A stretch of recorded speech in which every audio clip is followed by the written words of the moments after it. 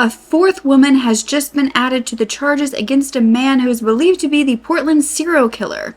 Yet police denied for months that there was a serial killer roaming the area. Back in 2023, women in the PNW began to vanish.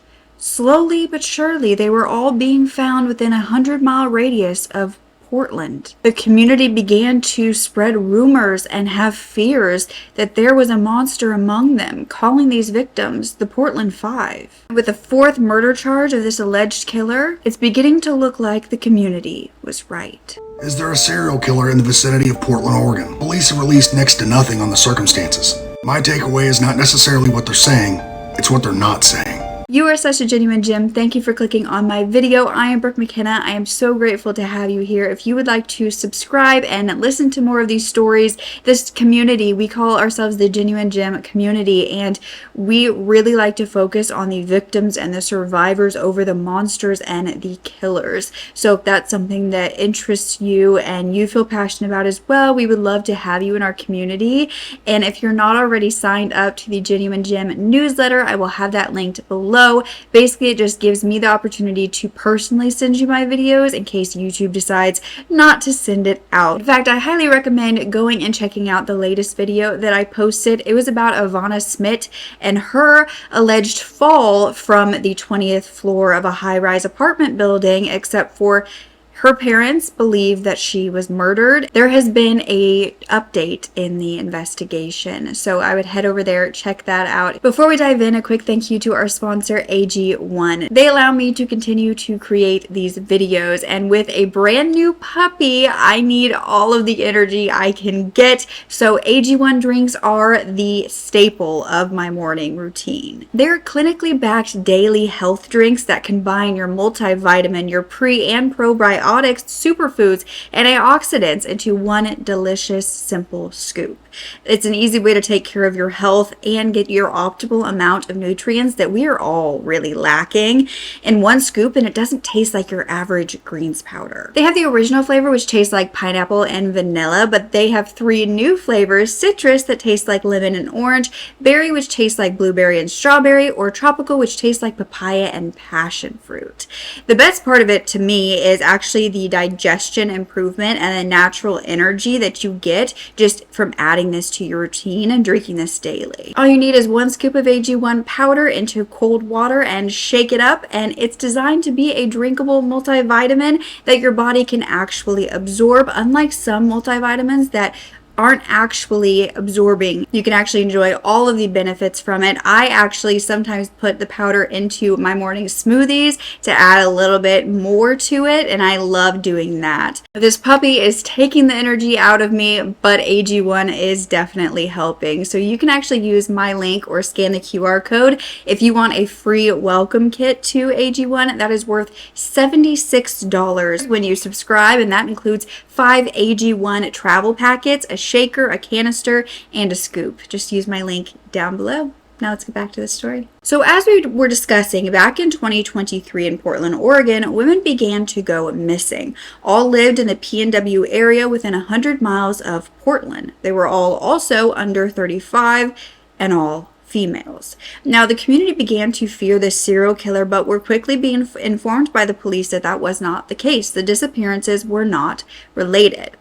It all started on December 22nd of 2022 when 22-year-old Kristin Smith was reported missing in Gresham, Oregon. For the next 2 months, there were no leads to her disappearance. Kristin was known to have a contagious smile and a unique laugh. Her mother, Melissa Smith, stated that she had dinner with her daughter back on November 19th before she vanished, and all Kristin wanted to talk about was her cat. She had a cat named Echo, or they called her Eki, and she absolutely adored this cat. Her mom said that Kristin loved to wear wigs and do makeup. She was also wonderful at drawing. She was an artist. Her sister Haley said that Kristin taught her how to do her hair and her makeup and to get all dolled up.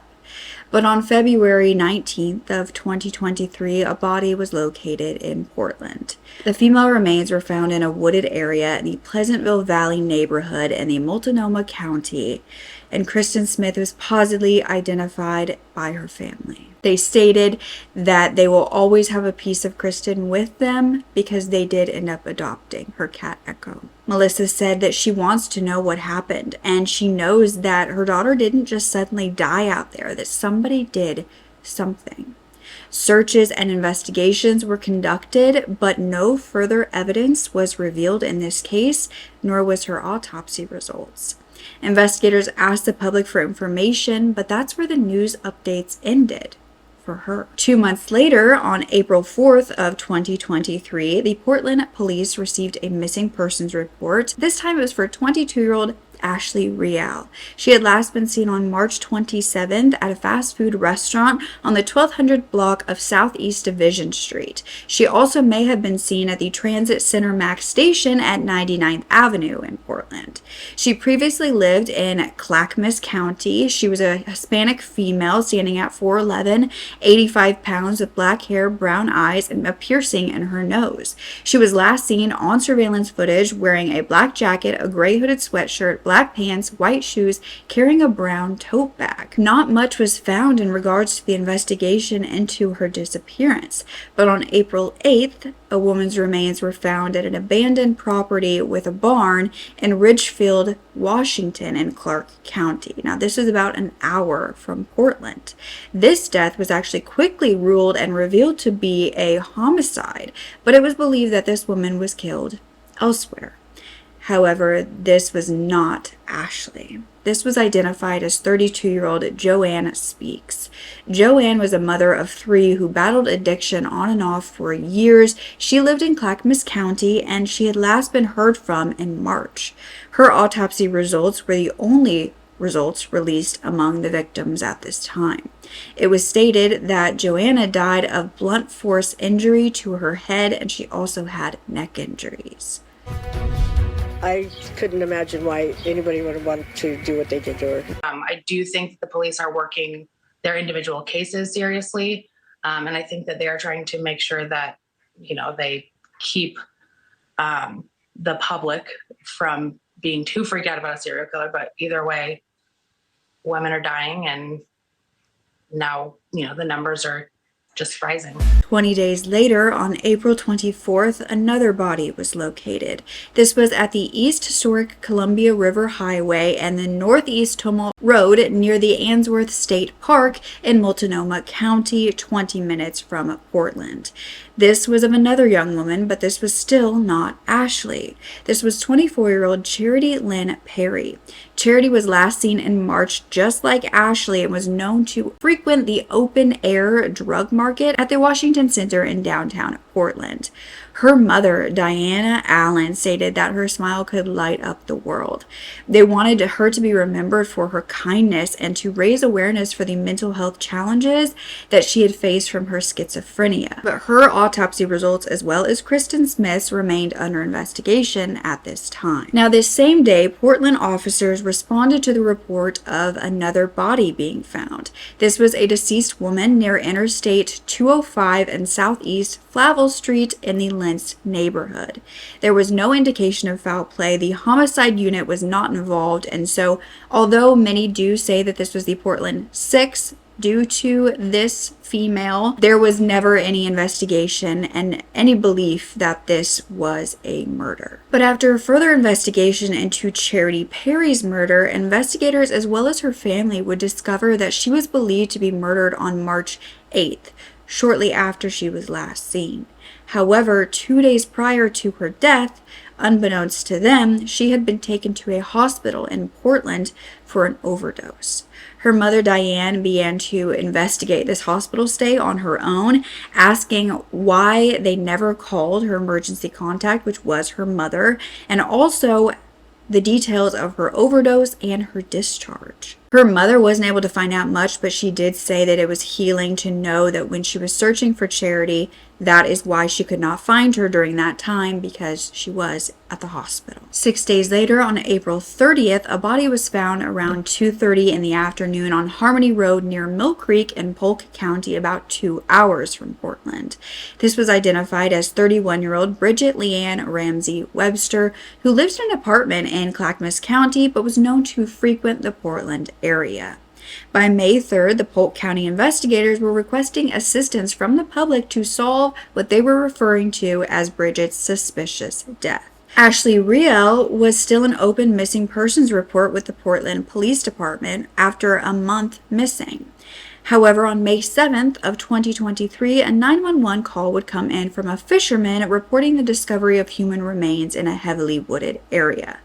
A body was found on Judd Road in rural Clackamas County, about an hour from Portland. These were identified as Ashley's remains, and her death was determined to be suspicious in nature, but not yet concluded as a homicide. By June 1st of 2023, women disappearing and later located dead were causing the community to be certain that there was a serial killer in Portland. But police just kept denying. Is there a serial killer in the vicinity of Portland, Oregon? Maybe. Between February and May, 6 women under the age of 40 have been murdered and dumped in a wooded area. They're all within 100 miles of one another. All white females. The police have released next to nothing on the circumstances. My takeaway is not necessarily what they're saying, it's what they're not saying. It means they think the cases could be connected. And if you think you got a serial killer, you want the experts. The FBI, and no information coming out is a hallmark of the FBI. Best guess right now is a white male between the ages of 35 and 50. He lives in that area.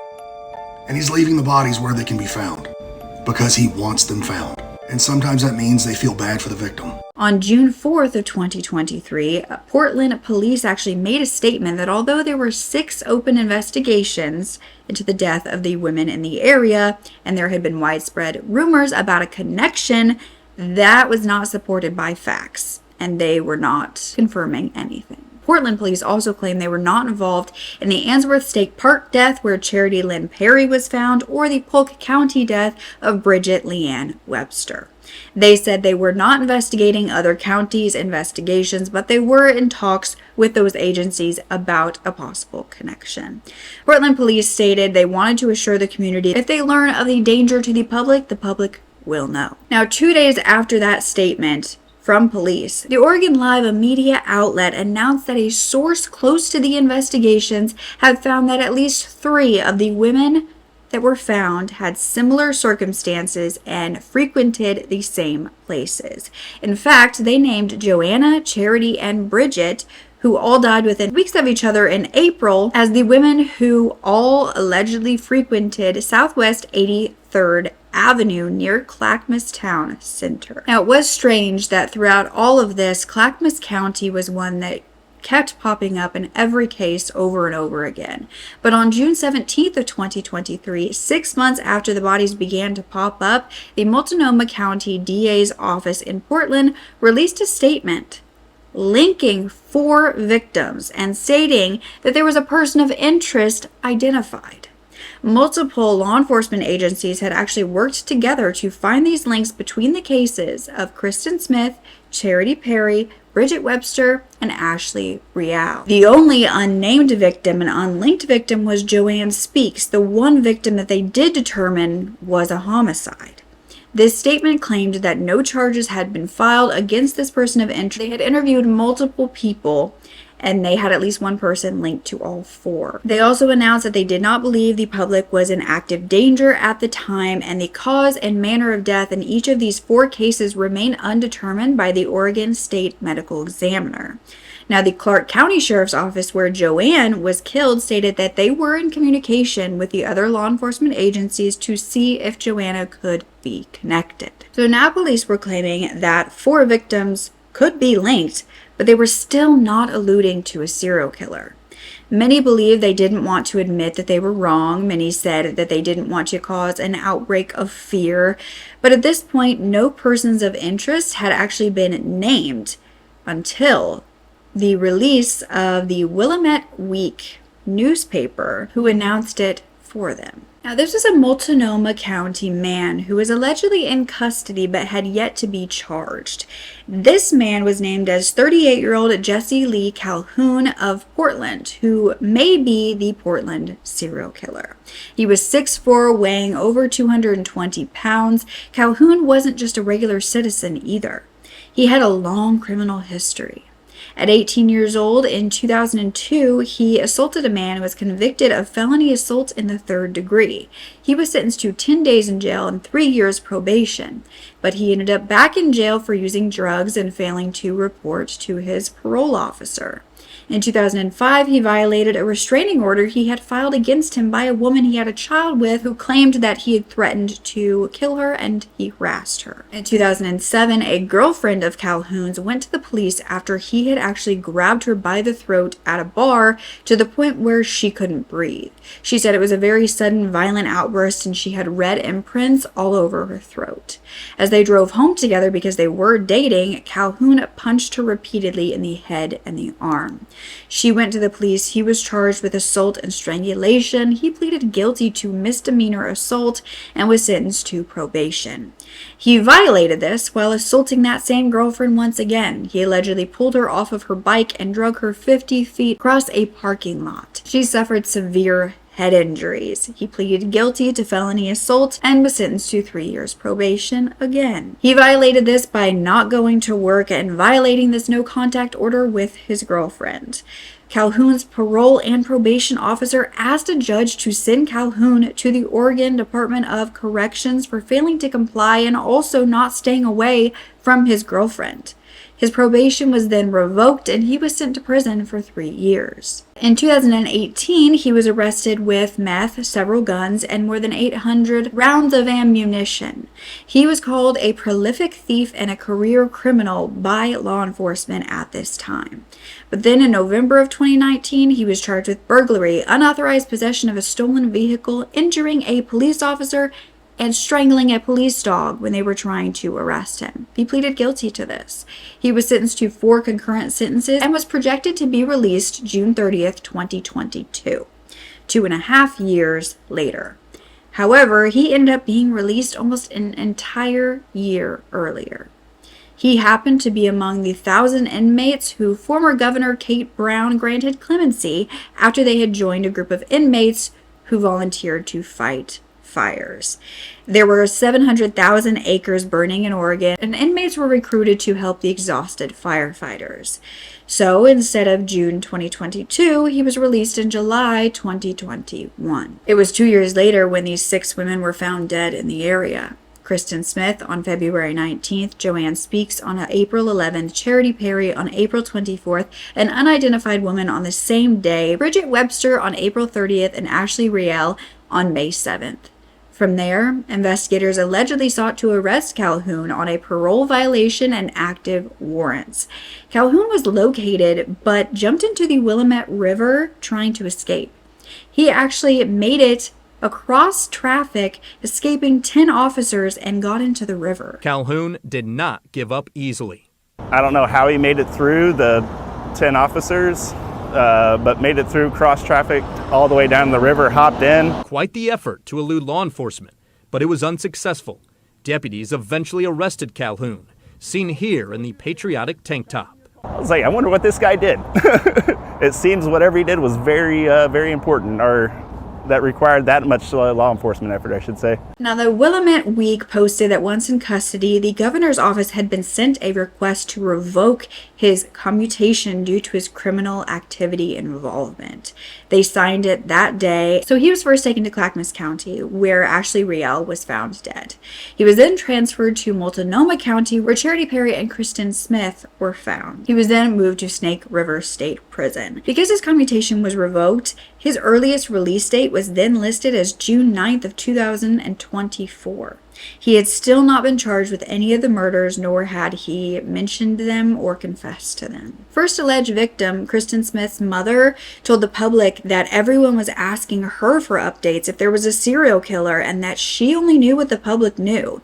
This is also when the news broke that Calhoun had a history of increased violence after his release from prison. One of the victims was actually linked to this person of interest and possible serial killer after she filed a report.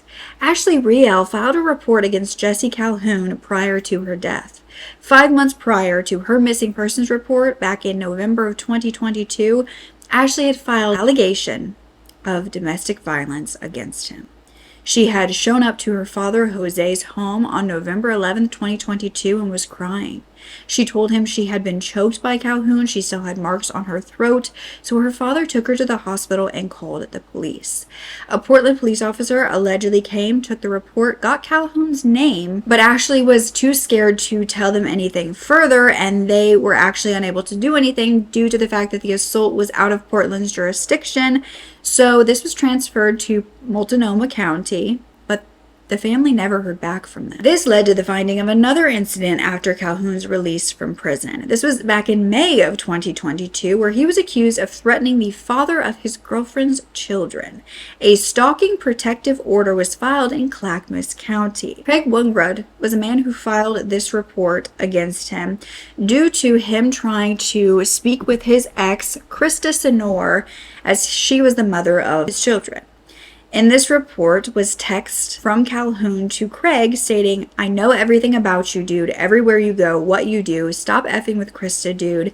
I'm going to tell this to you only once. You are an effing idiot that can't get over Krista and ruin her life. And I'm here to say that won't be happening much longer.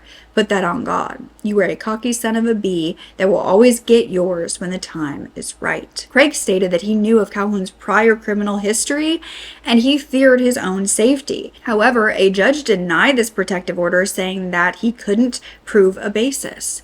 But none of these reports against Jesse Calhoun, a released felon whose sentence had been commuted on the basis of no legal activity, did not create a red flag that maybe he wasn't ready to be out of prison and maybe they should send him back. But no one listened. When Jesse Calhoun was named a person of interest in the Portland Five through the media, not police, his girlfriend decided to speak out. Now, Vela Ray, a YouTuber, actually interviewed this girlfriend. This was a woman named Krista Senor. She had been dating him for 2 years. She was also the ex-girlfriend of Craig and the mother of his children.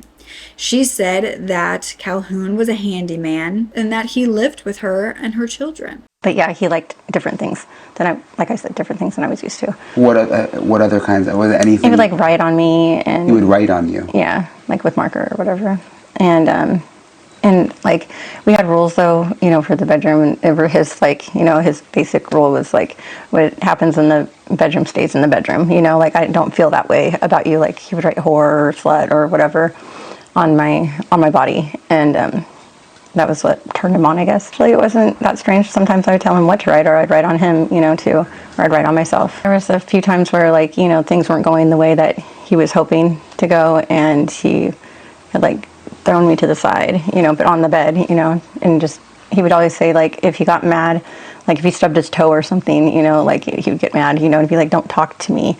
Just know that I can't be talked to for a few minutes, when I get angry, just let me be, and then we'll discuss it later, So, I mean, those times that, I was thrown on the bed and he would be angry or whatever, saying that I did something to, mess things up, he would come back and apologize for that. When I first saw the article before that, so when he, and also because my place had been raided, or searched for 3 days, and they left warrants here that explained why they were here, I kind of had a heads up and an idea of what was going to happen. So I had about a month to process that before that came out on the news. Still had it in the back of my mind that there was something that he probably had something to do with it from the get-go. When I went to confront him about it, I walked up to him, I hugged him, he was outside here, and I said, is there something you want to talk to me about? How's your mental health doing? What's going on with you? I didn't know how to present anything to him, because that was where my head was at. And so that started a couple fights, or a couple, not our fights, but, some distance between us for that first week, and he, to say he was acting funny, I would say, yeah, he was acting funny, but he kept saying well, if my own girlfriend thinks that I did, something, that I had something to do with this, then how come, then how could anybody else believe that I, didn't, And that was before anything, like before he got arrested, and placing him in that role. However, Krista also had information about a few of the victims of the Portland Five and the possibility of this serial killer knowing two of them. Krista said she didn't suspect anything about his connection to these deaths until the police started following him the day of his arrest. She was actually in the car. They were on their way to meet a seller on OfferUp to pick up an item that they had bought online. They were pulled over into a gas station, and she said a bunch of cars pulled up. These weren't even police cars, but police officers jumped out with guns. Krista said that Calhoun had PTSD, and so he panicked after that. He wasn't putting his hands up. They finally arrested him, but he jumped out of the car and ran across the road and into the river. But Krista stated she knew that Jesse Calhoun had been also dating Ashley Real on and off for about a year. She had actually talked to Ashley on the phone after Ashley messaged her on Facebook to tell her that they were dating the same man at the same time.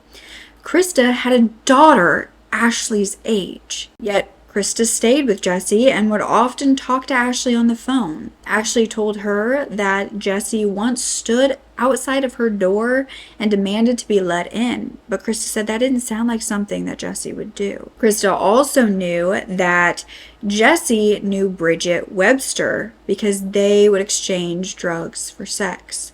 She said she never talked to Bridget, but she once saw a video on Jesse's phone of Bridget naked talking about drugs while with Jesse. Krista said she didn't know about any connections between Calhoun and Charity Perry or Kristin Smith or JoAnna Speaks.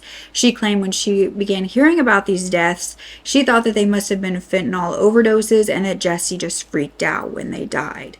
She said Calhoun was a family guy. He was really close to his family. He also loved her kids, and her kids loved him. By November of 2023, it was revealed that with JoAnna Speaks' homicide, investigators believed that while she had been found in Clark County, Washington, she had been killed in Portland before being transported to her disposal site.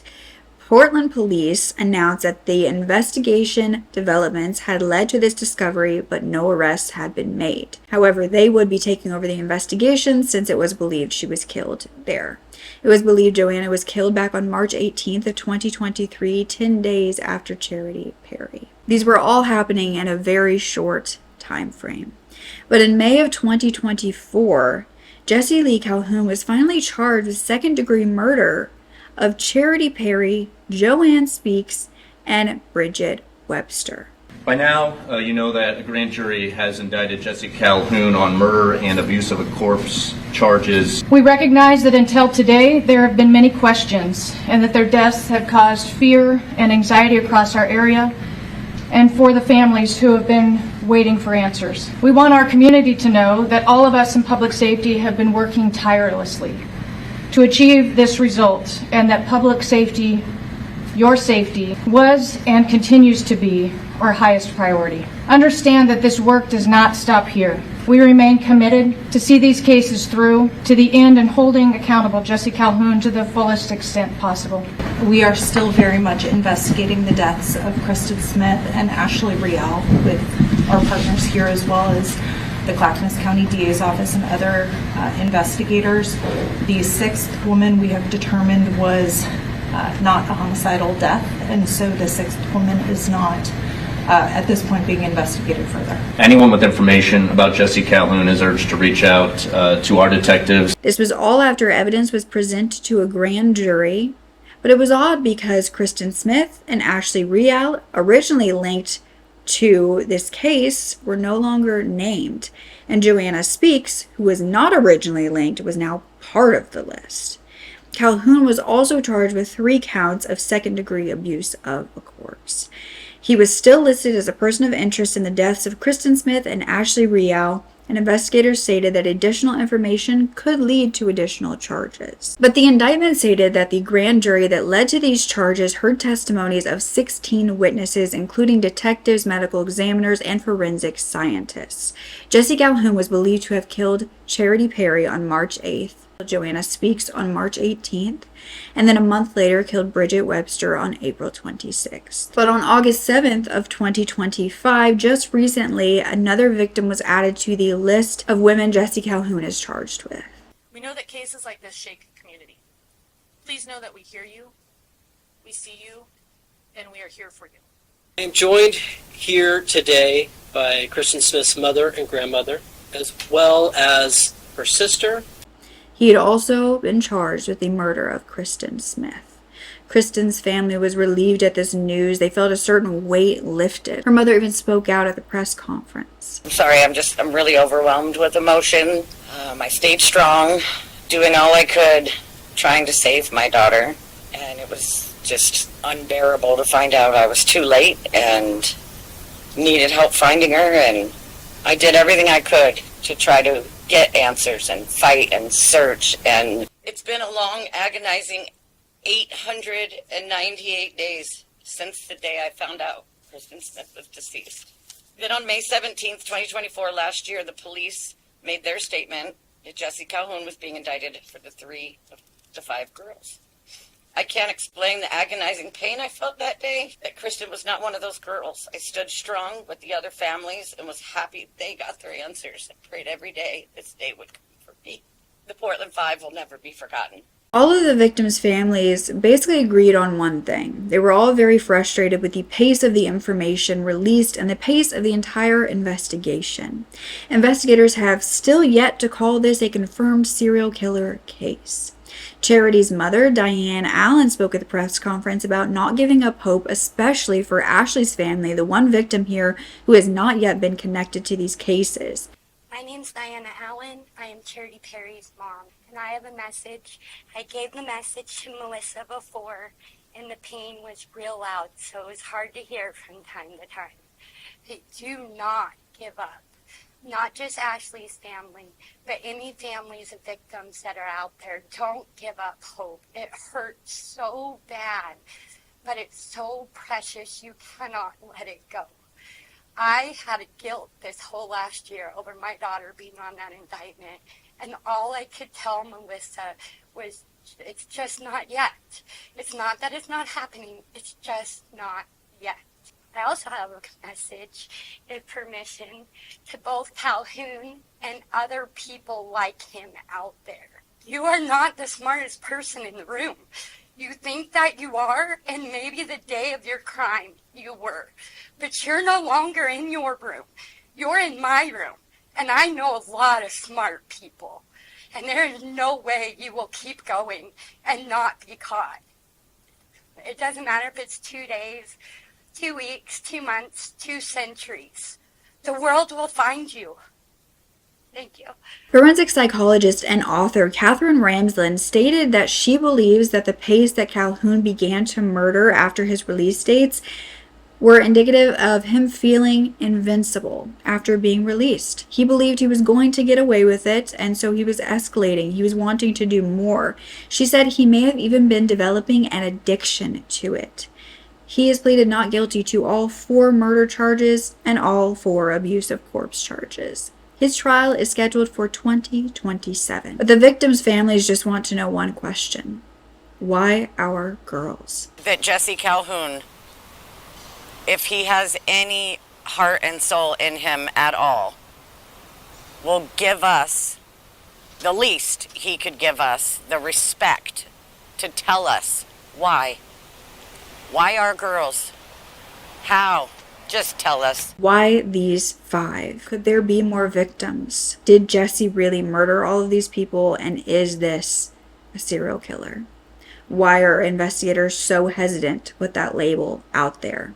Either we have a serial killer or we have 5 homicidal maniacs. I don't know which one would be worse. Are there more cases of missing women or remains being found that they've looked into and tried to link? Have they gotten to that point in the investigation? When I came across the press conference of Jesse Calhoun's charges for the 4th woman, I was baffled that I hadn't heard about him prior when he had been charged with the first 3, even though there were so many community members speculating that they had a serial killer. In fact, I found a few TikToks of people who were saying that, you know, finally people are acknowledging this because we've known all along. Is this just something where investigators have to go through a certain process and don't want to prematurely call this a serial killer? Or why do you think the reason is that we keep hearing about these cases where it's very obvious to everybody else that something is happening here? And more often than not, this ends up being the truth, where these people in the end are being caught as serial killers or being caught for multiple murders. And yet the community had to just wait for